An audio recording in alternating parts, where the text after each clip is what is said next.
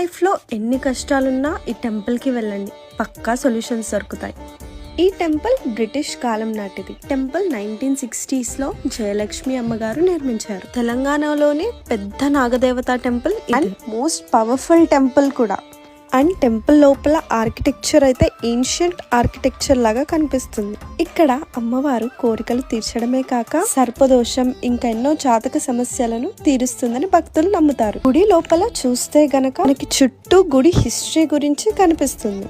ఈ back story ఏంటంటే, Britishers rule చేసేటప్పుడు ఈ గుడి చిన్న పుట్టగా ఉండేదంట. రోడ్డుకి అడ్డంగా ఉంది అని కూలగొట్టారంట. ఇక్కడ కూలగొట్టిన స్థలంలోనే బ్రిటిషర్స్ వాళ్ళ గుర్రాలు కుక్కలు చనిపోయి కనిపించారంట. అక్కడే స్థానికులు చిన్న గుడి కట్టారంట. అప్పుడు జయలక్ష్మి అమ్మగారి కొడుకు చనిపోయాక అమ్మవారు కలలో వచ్చి, నీ కొడుకు నా దగ్గరే ఉన్నాడు, నాకు గుడి కట్టు, నీ కొడుకుని చూపిస్తాను అని అమ్మవారు చెప్పిందంట. అప్పుడు అందరి సహాయంతో గుడిని ఇంత పెద్దగా నిర్మించారు. ఇక్కడ జయలక్ష్మి అమ్మవారు ఇంకా ఆవిడ కొడుకు నారాయణ స్వామి విగ్రహాలు కనిపిస్తాయి. ఇక్కడ దర్శించుకున్నాక కొంచెం దూరంలో ఉన్న మస్జిద్ గుట్ట కింద ఉన్న మనమ్మన్ అమ్మ సమాధిని దర్శించుకోండి.